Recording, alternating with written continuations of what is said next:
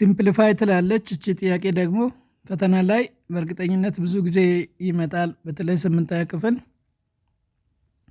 እንዴት አድርገን ነው ሲምፕሊፋይ የምናደርገው? መጀመሪያ ይሄን ኑሚኔተሩን እንየው እስቲ። ኑሚኔተሩ ምንድነው የምለው? ኤ ዘ ፓወር ኦፍ -1 ማይነስ ቢ ዘ ፓወር ኦፍ -1 ይላል። ይሄ ማለት እኩል ይሆናል 1 ኦቨር ኤ ማይነስ 1 ኦቨር ቢ እናረጋለን።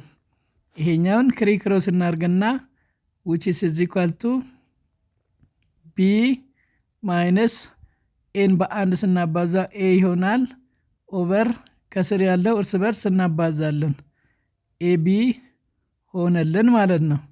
አሁን ቀጥታ ይሄንን ኑሚኔተሩ ጋር ወስደን እንተካለን። ይሄ ማለት ቢ ማይነስ ኤ ኦቨር ኤቢ ኦቨር ኤ ማይነስ ቢ ይሆናል። ይሄ ማለት ቢ ማይነስ ኤ ኦቨር ኤቢ ሲካፈል ኤ ኦቨር ቢ ስለሆነ ይሄ ምንድነው የምናደርገው?